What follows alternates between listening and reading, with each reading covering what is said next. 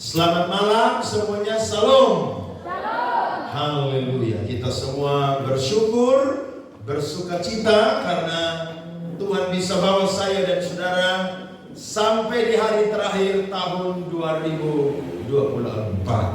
Ya, ada banyak orang termasuk saudara, keluarga, tetangga atau kenalan, ada yang sudah dipanggil oleh Tuhan, tetapi saya dan saudara belum dipanggil oleh Tuhan. Berarti saya dan saudara diberikan kesempatan untuk Tuhan untuk pakai waktu dan kesempatan yang ada untuk cinta kepada Tuhan.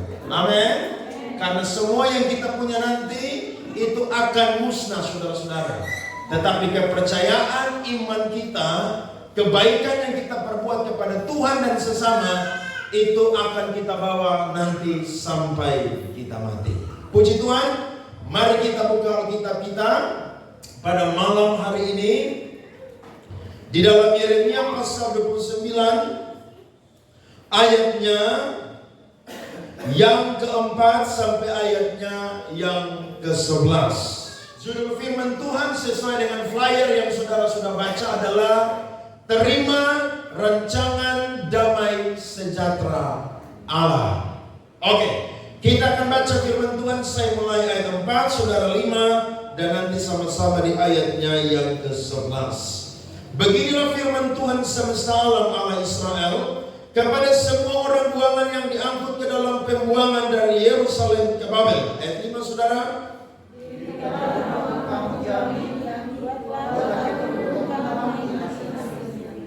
Ambillah istri untuk memperanakan anak laki-laki dan perempuan. Ambilkanlah istri bagi anakmu laki-laki dan carikanlah suami bagi anakmu perempuan, supaya mereka melahirkan anak laki-laki dan perempuan, agar di sana kamu bertambah banyak dan jangan berkurang.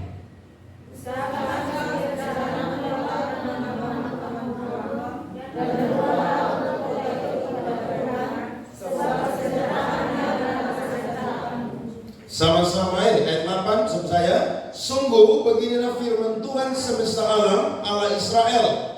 Janganlah kamu diperdayakan oleh nabi-nabimu yang ada di tengah-tengahmu dan oleh juru-juru tenungmu, dan janganlah kamu dengarkan mimpi-mimpi yang mereka mimpikan. Ayat 9, saudara.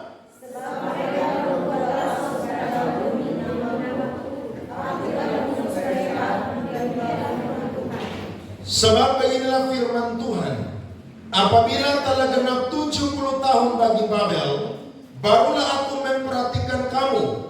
Aku akan menepati janjiku itu kepadamu dengan mengembalikan kamu ke tempat ini. Sebelah sama-sama. Sebab aku ini mengetahui rancangan-rancangan apa yang ada padaku mengenai kamu. Demikianlah firman Tuhan, yaitu rancangan damai sejahtera dan bukan rancangan kecelakaan, untuk memberikan kepadamu hari depan yang penuh harapan. Coba tepuk orang ada di samping kiri atau kanan saudara, baca ayat di bagian yang terakhir, untuk memberikan kepadamu. 1, 2, 3. Untuk memberikan kepadamu hari depan yang penuh harapan. Beri tepuk tangan saudara-saudara. Amin, amin. Kalau kita membaca Yeskiel pasal 16, kita akan menemukan bagaimana Tuhan membongkar latar belakang daripada Abraham, Ishak, dan juga Yakub dan keturunan mereka. Mereka adalah orang-orang yang berasal dari negeri kafir. Mereka juga adalah orang kafir. Tetapi karena kasih Tuhan yang begitu luar biasa, maka Tuhan itu memilih mereka dengan secara khusus untuk menjadikan mereka adalah umat pilihan Tuhan. Sehingga Alkitab berkata saudara, lewat Nabi Zakaria, siapa yang menjamah kamu, maka dia menjamah biji mataku. Tuhan jadikan Israel itu adalah biji matanya Tuhan. Berkat-berkat Tuhan janji, mereka akan menerimanya. Tetapi Alkitab juga berkata, kalau mereka mendengarkan suara Tuhan dan tidak meletakkan melakukan apa yang Tuhan perdengarkan kepada mereka, maka mereka itu akan dihukum. Mereka akan dikutuk oleh Tuhan. Dan juga salah satu yang mereka akan alami adalah mereka harus dibuang ke pembuangan selama 70 tahun. Mereka dibuang bukan karena Tuhan jahat kepada mereka, tapi karena Tuhan sudah berkata bahwa kalau kalian mendengarkan suaraku dan melakukan, maka berkat yang akan mengikuti kalian. Tetapi kalau kalian mendengarkan dan tidak melakukan, maka kutuklah yang akan mengikuti kalian. Firman yang sama juga datang kepada kita semua orang percaya hari ini. Amin. Kalau saudara dengar firman, lakukan firman, pasti berkat itu akan mengikuti saya dan saudara. Tapi kalau saudara dengar firman dan tidak melakukan, apalagi saudara membelakangi Tuhan, maka konsekuensinya adalah kutuk dan hukuman daripada Tuhan. Karena Alkitab selalu netral. Firman Tuhan berkata bahwa barang siapa kukasihi, ia kuhajar dan kutegur.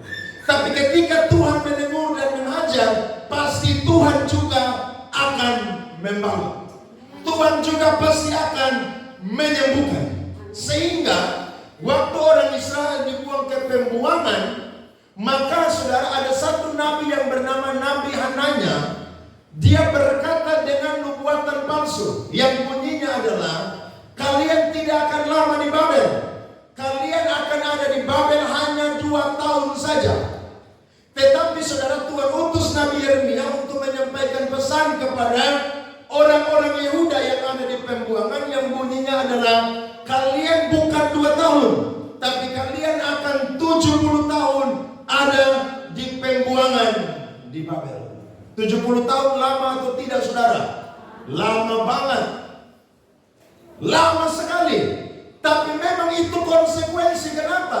Karena mereka adalah umat pilihan Tuhan. Seperti seorang bapak yang sayang kepada anaknya. Ketika anaknya mendengarkan perintah nasihat, maka ayahnya pasti akan mengasihi.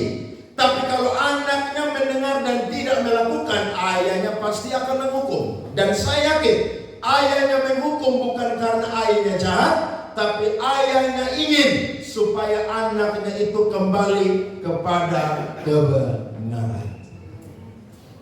Tuhan bilang kepada Yeremia, kasih tahu kepada orang-orang Yehuda yang ada di pembuangan. Yang pertama, firman Tuhan berkata apa tadi saudara? Alkitab berkata, suruh mereka dirikan apa saudara? Rumah. Kemudian apa? Buatlah kebun. Kemudian apa? Cari suami untuk anak perempuan, cari istri untuk anak laki-laki. Dan yang keempat adalah, doakanlah tempat atau kota di mana kamu aku buat. Karena kesejahteraan daripada kota itu adalah kesejahteraan kalian juga. Karena masih lama, 70 tahun. Tetapi saudara-saudara, kalau kita merenungkan firman Tuhan ini, maka Allah berkata dalam Yeremia 29 ayat 11, ternyata waktu mereka ada di Babel, itu adalah rancangan damai sejahtera dari Allah. Tuhan membuang mereka bukan karena Tuhan jahat, tapi Tuhan saudara ingin mereparasi, Tuhan ingin merombak, Tuhan ingin memperbaiki, bahkan Tuhan ingin membuat sesuatu yang baru untuk masa depan orang-orang Yehuda yang ada di pembuangan.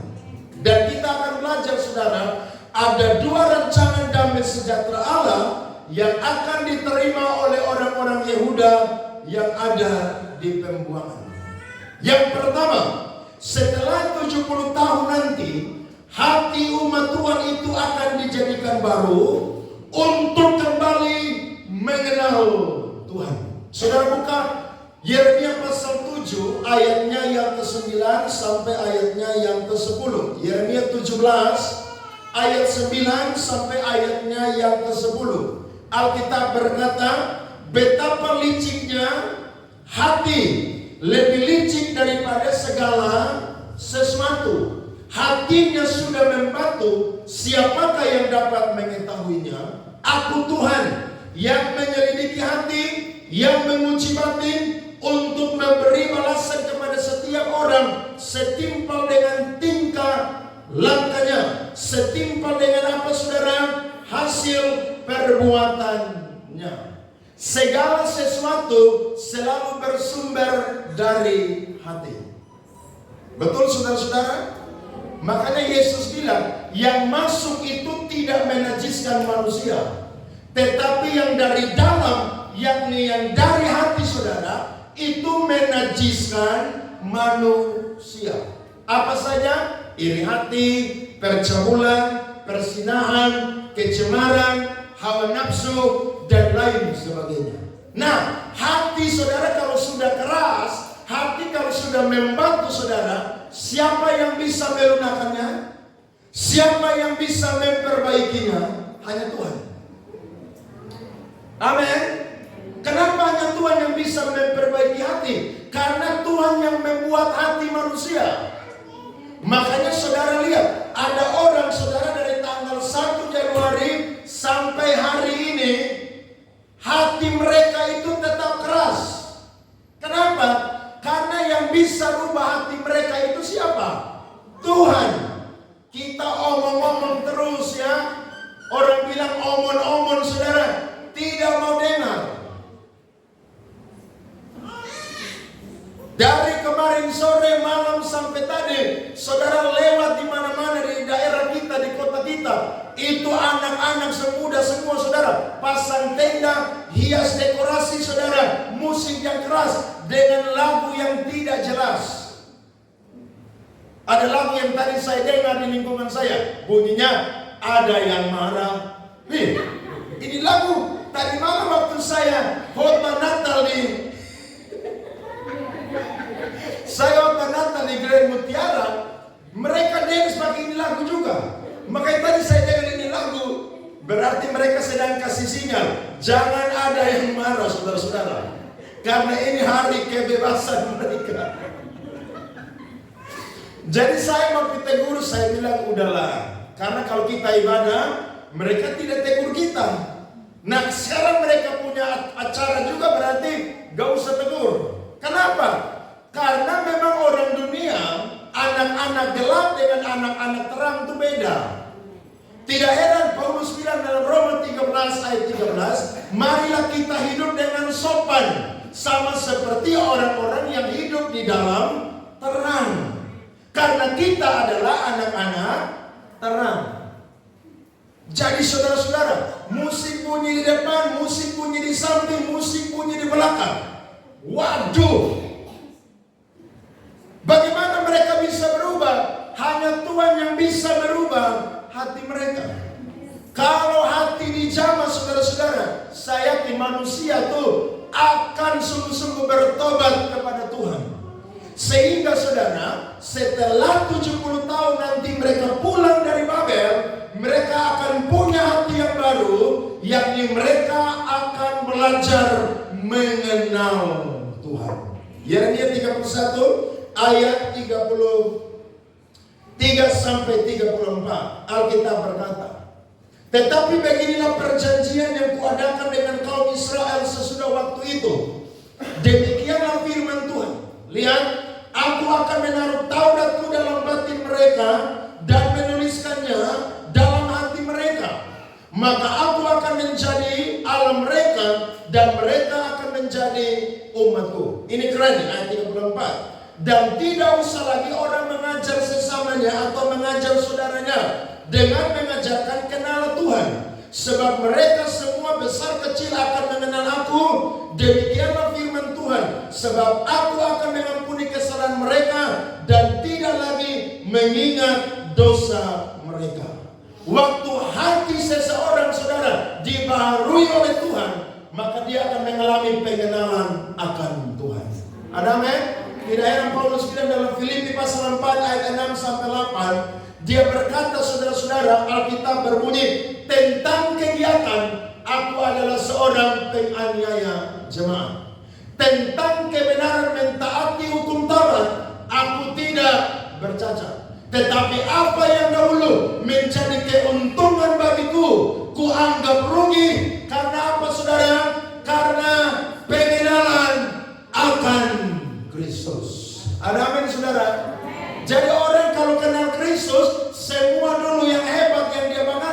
itu sampah, saudara-saudara.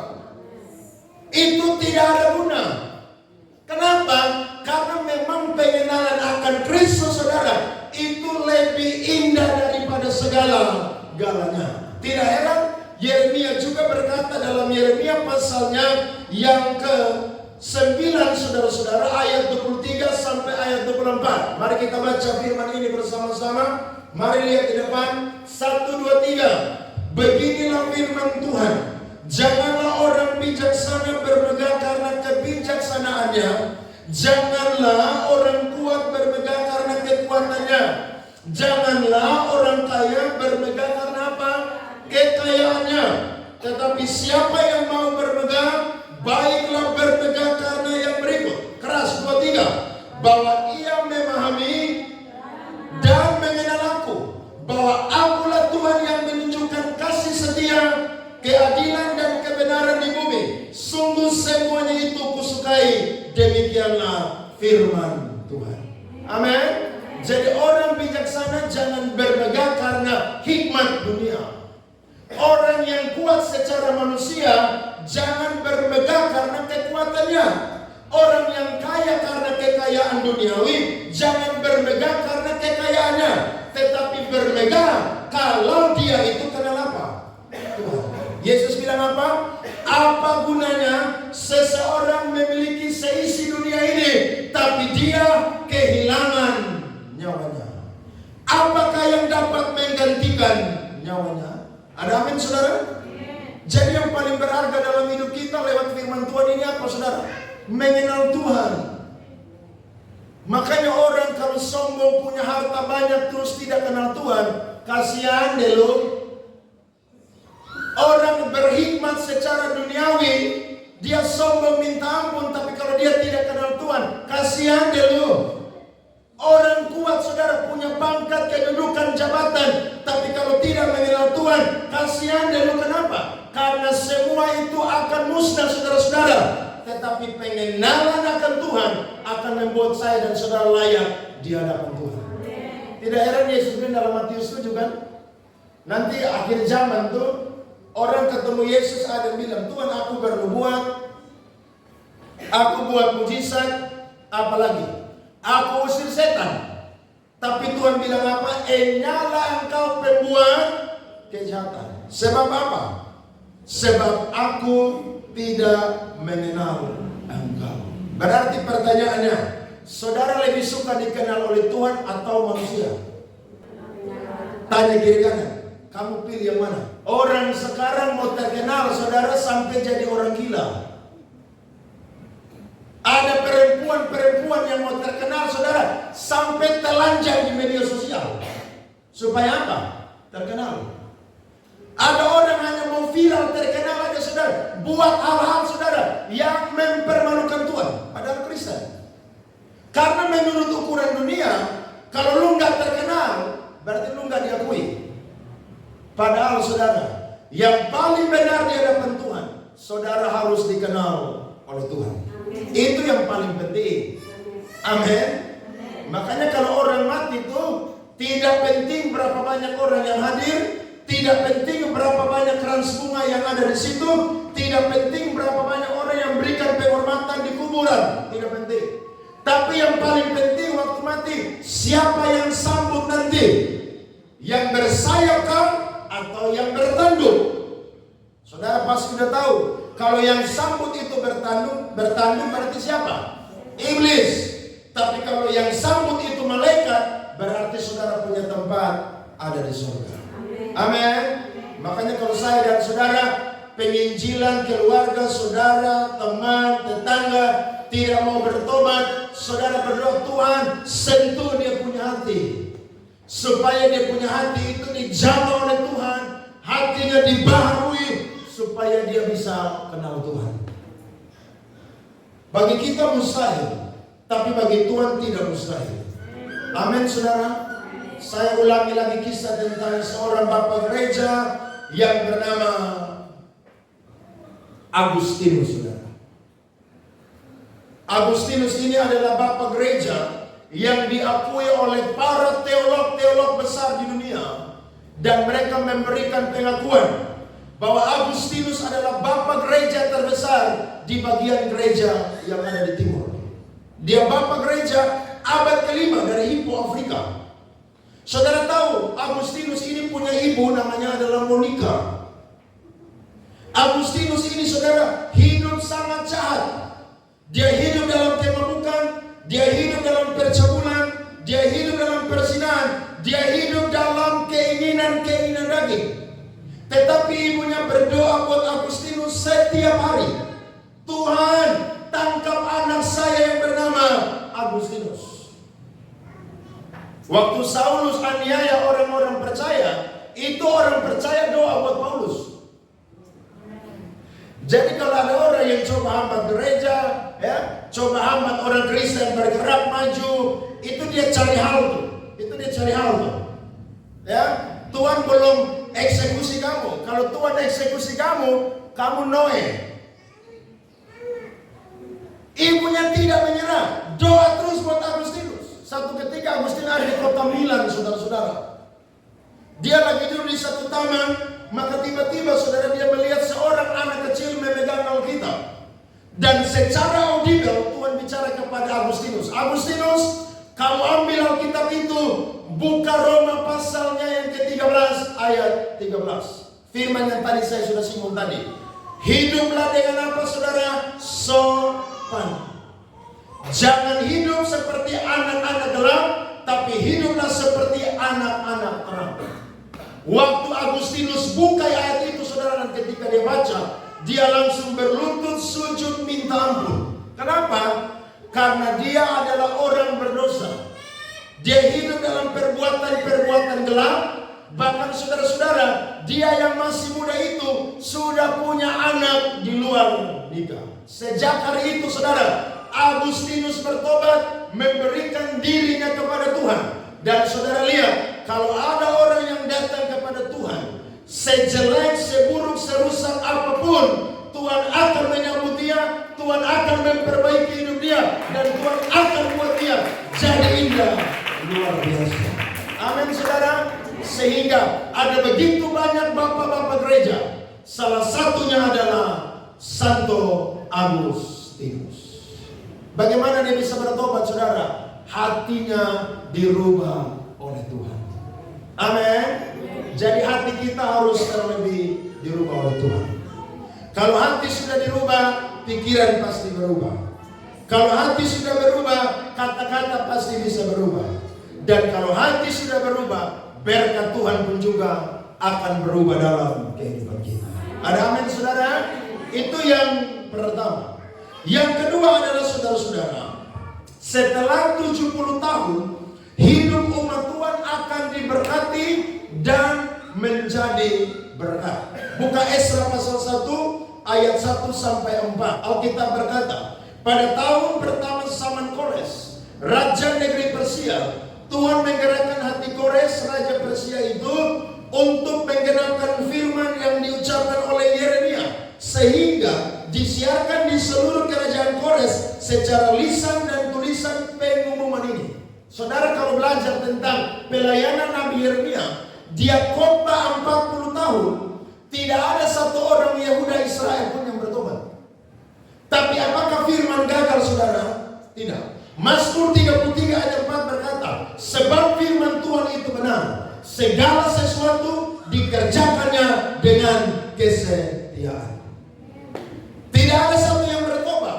Tapi saudara lihat, setelah Nabi Yeremia mati 70 tahun ketika dia bernubuat, tahun 536 orang Israel saudara pulang dari pembuangan.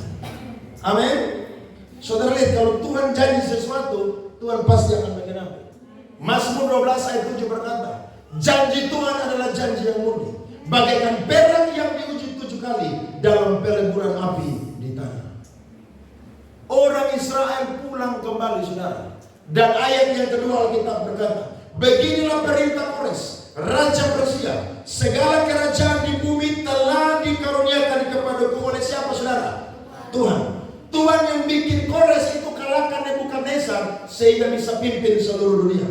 Allah semesta langit Ia menugaskan aku untuk apa? Mendirikan rumah baginya di Yerusalem yang terletak di Yehuda. Siapa di antara kamu termasuk umat Allahnya menyertainya, biar ia berangkat pulang ke Yerusalem yang terletak di Yehuda dan mendirikan rumah Tuhan Allah Israel, yakni Allah yang diam di Yerusalem. Sampai situ saja. Waktu mereka tinggalkan Yehuda, tembok hancur, pintu gerbang hancur, bait Allah hancur, rumah-rumah hancur. Tapi ketika mereka mau kembali ke negeri mereka, Tuhan bilang, Tuhan akan pakai raja-raja, bahkan kekayaan bangsa-bangsa itu akan dilimpahkan kepada umat Yehuda. Amin, saudara. Apa yang pernah hilang dalam kehidupan mereka, Tuhan ganti, saudara. Amin. Jadi kalau 2024 saudara pernah kehilangan sesuatu dan itu proses dari Tuhan, percaya 2025 saudara akan terima berkat yang luar biasa. Amin, saudara. Bilang sama kiri kanan, kamu diberkati, aku juga diberkati. Amin. Iya dong. Karena orang benar kan bukan turun, tapi apa? Naik. Bukan jadi ekor, tapi apa? Jadi kepala. Termasuk jadi kepala dinas, kepala bank, dan lain sebagainya. Lo iya dong. Harus begitu. Kenapa? Karena anak Tuhan itu dikenal oleh Tuhan. Firman Tuhan berkata, barang siapa mengasihi aku, dia dikenal oleh Tuhan. Saudara, akhirnya mereka pulang, saudara-saudara. Dan ketika mereka pulang, saudara-saudara, semua yang hilang dari hidup mereka, Tuhan ganti. Sehingga apa yang dicatat di dalam Ezra pasal 1 ini juga, itu sudah pernah dinubuatkan oleh Nabi Yesaya. Saudara dan saya, buka saudara Yesaya 60 ayat 1 sampai 2, ayat 10 dan ayat 11. Sebentar lagi saya selesai. Yesaya 60 ayat 1 sampai 2, ayat 10 sampai 11. Bangkitlah menjadi teranglah, sebab terangmu datang dan kemuliaan Tuhan terbit atasmu. Sesungguhnya kegelapan menutupi bumi dan kegelapan menutupi bangsa-bangsa. Ini lihat luar biasa. Tetapi terang Tuhan terbit atasmu dan kemuliaannya menjadi nyata atasmu. Ayat 10 baca sama-sama sampai 11. 2, 3. Orang-orang asing akan membangun tembokmu dan raja-raja mereka akan melayani mereka. Sebab dalam murkaku aku telah menghajar engkau, namun aku telah berkenan untuk mengasihani engkau. Pintu-pintu gerbangmu akan terbuka senantiasa, baik siang maupun malam tidak akan tertutup, supaya orang dapat membawa kekayaan bangsa-bangsa kepadamu, sedang raja-raja mereka ikut digiring sebagai tawanan. Amin, saudara.